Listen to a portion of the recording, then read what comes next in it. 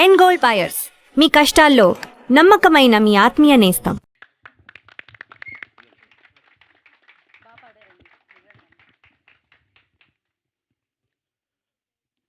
అందరికీ నమస్కారం. మా నాన్నగారు చనిపోయిన తర్వాత ఇది నేను చేసేది, యాక్ట్ చేసేది అండ్ ప్రొడ్యూస్ చేసే ఫస్ట్ ఫిలిం. సో ఆయనకి రెస్పెక్ట్స్ ఇవ్వడానికి few seconds will just pay homage.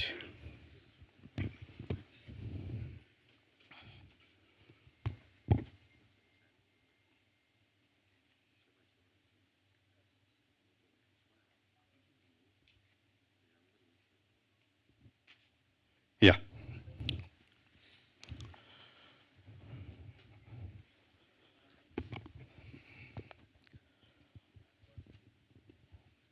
So firstly I want to address one thing is చాలామంది ఫ్యాన్స్ చాలా మీడియాస్లో లేకపోతే కలిసినప్పుడు కానీ అసలు వడ్డే నవీన్ గారు ఎక్కడున్నారు, ఇక్కడ ఉన్నారా లేరా అనే ఈ సందేహం అనేది చాలామందికి ఉంది.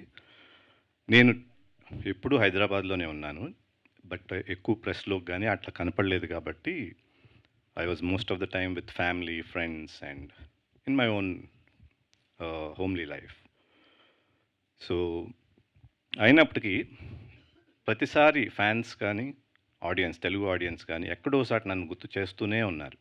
For that I'm very thankful to them.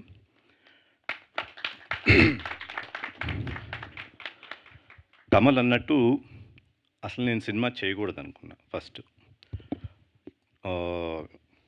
గీత గారు అడిగారు బ్రేక్ ఇచ్చారా తీసుకున్నారా అని కదా. సో రెండు ఉన్నాయి. బ్రేక్ ఎలా వచ్చిందంటే మంచి సినిమాలు, నాకు నచ్చిన సినిమాలు రాలే, వచ్చే సినిమాని నేను చేయలే. సో అట్లా రెండు విధాలుగా బ్రేక్ వచ్చింది. బట్ దెన్ ఆ తర్వాత చాలామంది కథలు వినిపిస్తూ ఉన్నారు, వింటా ఉన్నాను. ఆల్మోస్ట్ లైక్ 5 years అనుకుంటా. సతీష్ అయితే మా ప్రొడక్షన్ ఎగ్జిక్యూటివ్ ఆల్మోస్ట్ ఒక 3 years నుంచి ఎక్స్టెన్సివ్గా ఎన్నో నెంబర్ ఆఫ్ స్క్రిప్ట్స్ విన్నాను. అన్ని థ్రిల్లర్స్ బాగున్నాయి, బాగలేదు అంటలేదు కానీ బట్ నేను అనుకున్న స్టైల్లో లేదని నాకు అనిపించింది. Then came Kamal. కమల్ వచ్చినప్పుడు త్రిమూర్తులు క్యారెక్టర్ ఒకటే చెప్పాడు. కథ సూసాయిగా ఉంది కానీ but not in full. Character నచ్చింది, టైటిల్ చెప్పాడు ట్రాన్స్ఫర్ త్రిమూర్తులు. ఈ రెండితో ఆల్మోస్ట్ 1 year కూర్చున్నాను, డెవలప్ చేశాను. సో అక్కడి నుంచి డెవలప్ అయ్యే లాస్ట్ మినిట్ వరకు కూడా సినిమా చేస్తానా లేదా అనేది సందేహమే. వస్తే మంచిది చేద్దాం, లేకపోతే ఇట్లా ప్రశాంతంగా ఉందాం అన్నదే ఐడియా. సో ఎప్పుడైతే ఫుల్ఫిల్లింగ్గా కథ వచ్చిందో then we started production and shooting wise very ఫాస్ట్గా అయిపోయింది. పోస్ట్ ప్రొడక్షన్ కూడా బాగా ఫాస్ట్గా అయింది. సో ఈ సినిమాకి హై క్వాలిటీ స్టాండర్డ్స్ ఉంటాయి. కథ పరంగా, కంటెంట్ పరంగా స్ట్రాంగ్గా ఉంటుంది. అఫ్కోర్స్ ఆడియన్స్కి నచ్చాలి, అది వేరే విషయం. దీంట్లో చేసిన ఆర్టిస్టులు కానీ ప్రతి ఒక్కళ్ళు they have really put themselves, especially my team. Karthik అనివ్వండి, కళ్యాణ్ కానీ, భిక్షపతి గారు కానీ, అందరూ, మన editor Vijay, all of them have work as a homely team. ఏదో డబ్బుల కోసం చేస్తున్నాం అనుకోకుండా they really worked hard and they put themselves. So ఇట్లా ట్రాన్స్ఫర్ త్రిమూర్తులు అనేది ఫామ్ అయింది. పోస్ట్ ప్రొడక్షన్ కూడా అయిపోయింది, ready for release.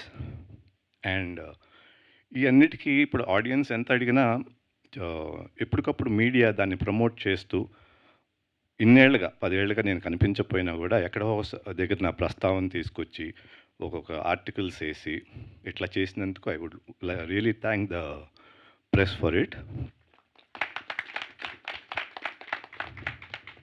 And coming to my heroine, Rasi, she's an excellent performer. And performance took part 2. She's a very producer-friendly artist. ఎట్లా అంటే టైంకి రావటం, ముందే టైంకి ఉండటం, ప్రిపేర్ అవటం, దానికి సీన్ ఇస్తే she's on the job and she's multi talented. చాలా బిజినెస్లో కూడా చేస్తాను. Sometimes when I see her it intimidates me, ఏంటి ఈ పిల్ల ఎట్టా చేస్తానని. So all this is an inspiration from her. And that's about రాశి. అండ్ ఓవరాల్గా ట్రాన్స్ఫర్ త్రిమూర్తులు స్ట్రాంగ్ కంటెంట్తో మీ ముందుకు వస్తుంది. I hope all of you will like it. And I really thank the audience for keeping me alive for the last 10 years. Thank you. Thank you sir, thank you so much. And of course ఆ రోజుల్లో ఆ సినిమాలన్నిటితో నవీన్ మీ పేరులో ఉన్న win అయ్యారు మీరు. మళ్ళీ వచ్చి ఈ సినిమాతో కూడా ప్రేక్షకుల హృదయాలు అలానే విన్ అవ్వాలని, సో June 19th కలెక్షన్స్ అన్నీ విన్ అవ్వాలని మనస్ఫూర్తిగా కోరుకుంటున్నాము. అయితే అందరూ అంటున్నారు ఇది కమ్బ్యాక్ ఫిల్మ్ అని, బట్ నేనైతే కమ్బ్యాక్ కింద చేయలేదు. ఫస్ట్ ఫిల్మ్ లాగానే చేశాను. అంతే డెడికేషన్తో, అంతే ప్యాషన్తో చేశాను. So I feel this is my first film. So అందుకే సార్ అంతే